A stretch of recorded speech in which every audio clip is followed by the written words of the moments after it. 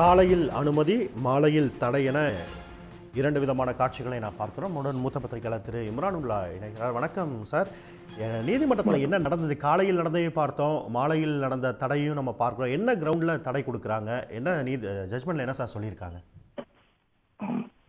தடை இன்னைக்கு தலைமை நீதிபதி பெஞ்ச் கொடுத்த தடை மெயின் கிரவுண்ட் அவரது என்னன்னா, சிபிஎஃப்சி அதாவது இந்த சென்ட்ரல் போர்ட் ஆஃப் ஃபிலிம் சர்டிபிகேஷனுக்கு கவுண்டர் அஃபிடவிட் பதில் மனு தாக்கல் செய்யறதுக்கு தனி நீதிபதி அவகாசமே வழங்கவில்லை.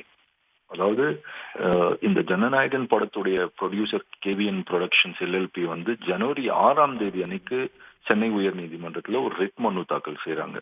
அந்த ரிட் மனுவில் என்ன கேட்கறாங்கன்னா, சிபிஎஃப்சிக்கு டைரக்ஷன் கேட்கறாங்க, எங்களுக்கு UA 16+ சர்டிபிகேட் தர சொல்லி உத்தரவு போடுங்க அப்படின்னு. இந்த வழக்கு தனி நீதிபதி கிட்ட அன்னைக்கே மென்ஷன் பண்ணி லஞ்ச் மோஷன் சொல்லுவாங்க. அன்னைக்கு மதியமே விசாரணை, அவசர விசாரணை வேணும்னு கேட்டு மதியமே விசாரணைக்கு எடுத்துக்கொள்ளப்பட்டது.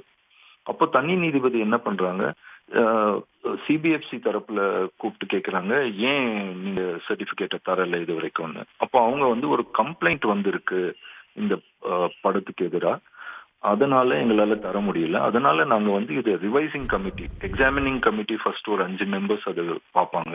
அவங்க பார்த்து முடிச்சதுனால நாங்க ரிவைசிங் கமிட்டி ஒரு 10 மெம்பர் இருக்கிற ரிவைசிங் மறுசீராய்வு குழுவுக்கு அதை அனுப்பிச்சிருக்கோம் அப்படின்னு சொன்னாங்க.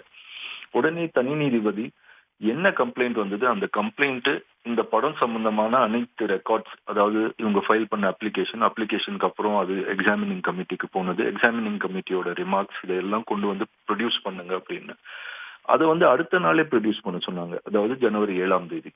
ஜனவரி 7ஆம் தேதி விசாரணை எடுத்துக்கொண்டு அந்த ரெக்கார்ட்ஸ் எல்லாம் தனி நீதிபதி படிச்சு பார்த்துட்டு புகார் கொடுத்தது அந்த 5 மெம்பர் எக்ஸாமினிங் கமிட்டியில இருந்த ஒரு member, one of the members, அவரே தான் புகாரே கொடுத்திருக்காரு.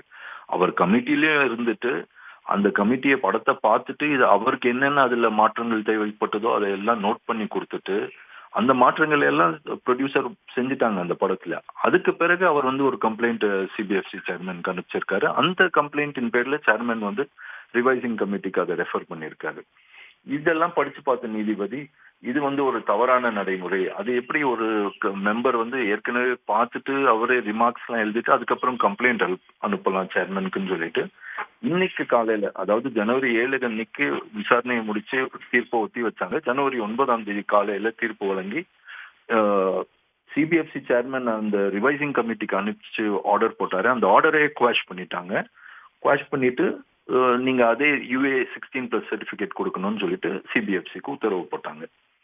இப்போ சிபிஎஃப்சி தரப்புல உடனடியாக தலைமை நீதிபதி பெஞ்ச்ல முறையீடு பண்ணி அவங்க தரப்புல என்ன ஆர்கியூ பண்ணாங்கன்னா, முதல் பாயிண்ட், எங்களுக்கு கவுண்டர் அஃபிடவிட் பண்ண 2 நாள் கூட அவகாசம் தரல.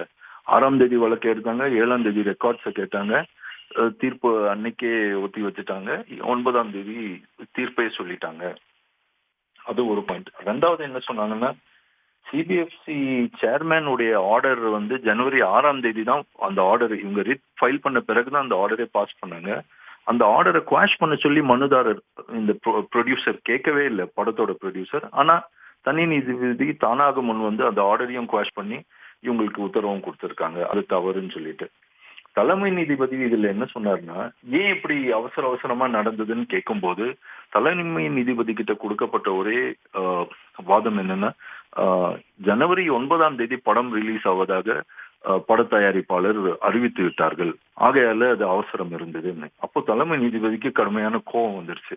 அவர் என்ன கேட்டாரு, நீங்க எப்படி தன்னிச்சையாக ஒரு படத்துக்கு தணிக்கை சான்றிதழ் வாங்காமலேயே அந்த படத்தின் தயாரிப்பாளர் ஒரு குறிப்பிட்ட தேதியில் படம் வெளியாகும் என்ற அறிவிப்பு வெளியிட்டு விட்டு அதை வைத்துக் கொண்டு நீதிமன்றத்தில் வழக்கு போட்டு நீதிமன்றத்தின் மீது ஒரு பிரஷர் போட்டு நீங்க அதுக்கு உள்ள எங்களுக்கு தீர்ப்பு சொல்லணும்னு கேட்க முடியும்?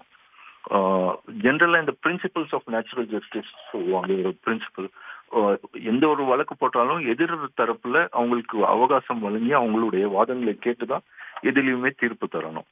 அப்போ சிபிஎஃப்சி இதுல எதிர் மனுதாரராக இருக்கும்போது அவங்களுக்கு அவகாசம் கொடுக்கணும் இல்லையா, பதில் மனு தாக்கல் செய்ய. பதில் மனுவே தாக்கல் செய்யாம ஒரு தீர்ப்பு எப்படி வழங்க முடியும் என்கிற அந்த ஒரு பாயிண்ட் அவர் ரொம்ப சீரியஸா எடுத்துட்டு இம்மீடியட்டா அந்த சிங்கிள் ஜட்ஜ் ஆர்டருக்கு இன்ட்ரீம் ஸ்டே, இடைக்கால தடை விதித்து அந்த சிபிஎஃப்சி தாக்கல் செய்த மெயின் ரிட் அப்பீல் மனுவை ஜனவரி 21ஆம் தேதி விசாரிக்கலாம்னு சொல்லிட்டு ஒத்தி வச்சிருக்காரு. இப்போ அவர் தீர்ப்பு சொன்ன பிறகு ப்ரொடக்ஷன் தரப்புல இருந்து இன்னைக்கு தலைமை நீதிபதி பாஸ் பண்ண அந்த ஸ்டே ஆர்டர் காப்பி கேட்டாங்க. இப்போ அவங்க அந்த காப்பி கிடைச்சதுன்னா அவங்க எடுத்துட்டு அடுத்த வாரம் உச்ச நீதிமன்றத்துல மேல்முறையீடுக்கு போவதற்கான வாய்ப்புகள் இருக்கு. உடனுக்குடன் செய்திகளை தெரிந்து கொள்ள சன் நியூஸ் பெல் ஐகானை கிளிக் பண்ணுங்க.